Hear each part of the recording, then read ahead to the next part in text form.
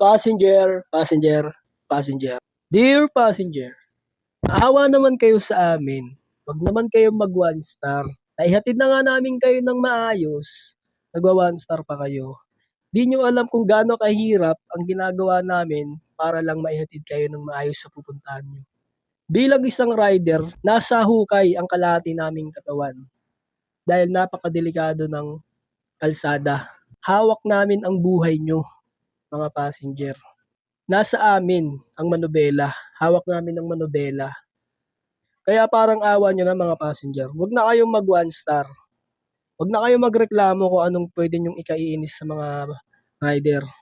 Sobrang hirap na ng ginawa namin sa pagbabalanse, makikipag-communicate sa inyo ng maayos, di ba?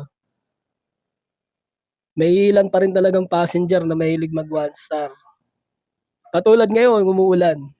Basa ang kapote, basa ang helmet, basa syempre yung upuan. Dapat expected nyo na yun mga passenger. No? Hindi lahat ng passenger masusungit, matataray, at maarte. Mayroong mga passenger na nakakaunawa sa mga ginagawa naming bilang rider. No? Nakakaunawa. Yung iba pa nga minsan nagbibigay pa ng tip. Sino pa nga yung mga masusungit, mga maarte. Yung pa ang kumukuha ng miski piso na lang ang sukli, kukunin pa. Pero choice nila yun. Karapatan nyo yun.